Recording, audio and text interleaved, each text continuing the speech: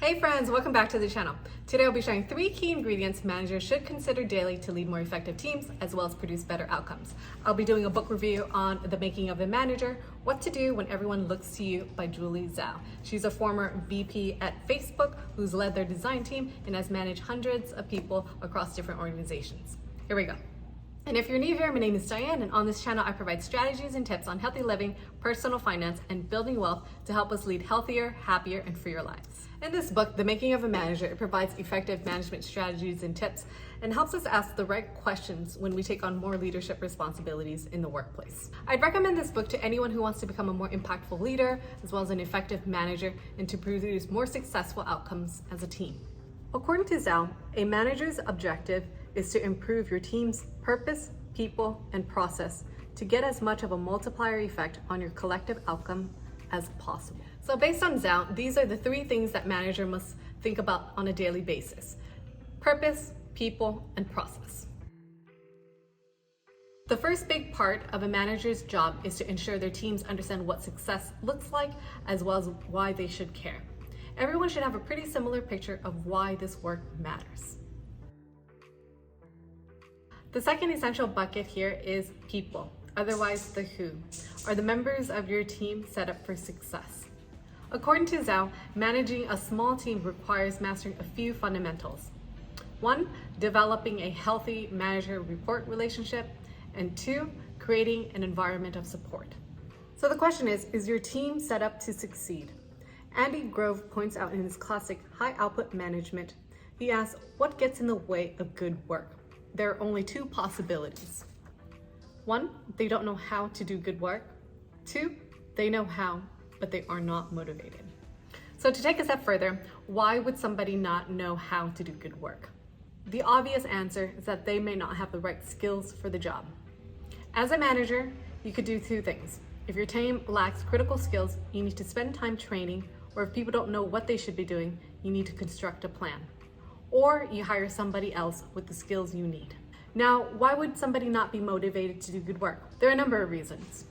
1, they don't have a clear picture of what great looks like.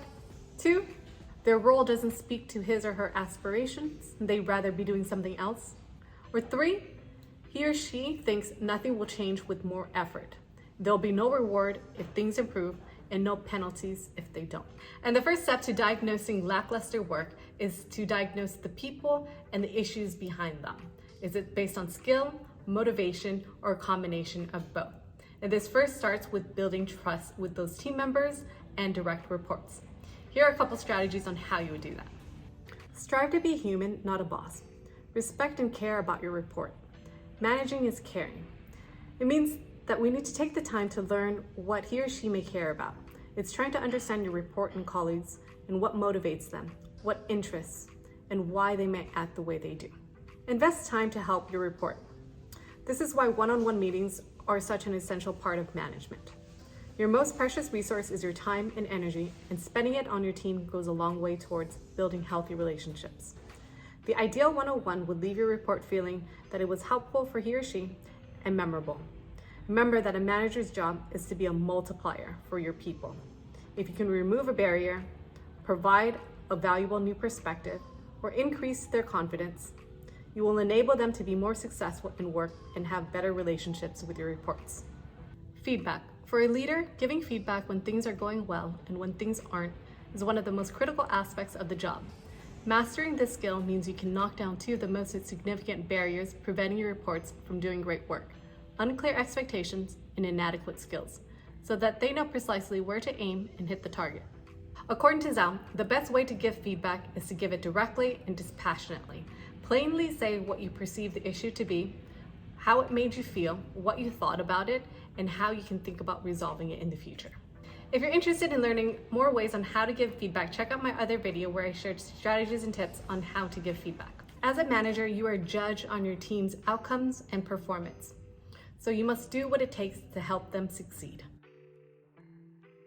Finally, the last bucket is process, and this is how your team works together. In a team setting, a group can only coordinate what needs to be done by spending time on it. The larger the team, the more time is required. So for managers, critical process to master include running effective meetings, future-proofing against past mistakes, planning for tomorrow, and nurturing a healthy culture. If you're interested to learn more about the different processes that managers need to consider daily to lead more effective teams, comment below. Purpose, people, process. The why, the who, and the how. A great manager constantly asks herself how she can influence these levers to improve her team's outcome. As the team grows, it matters less and less how good she is personally at doing the work herself. What matters more is how much of a multiplier effect she has on the team. Thanks for watching, everyone. For more content, check out my other videos where I share strategies and tips on personal finance, building wealth, and other book reviews. See you later.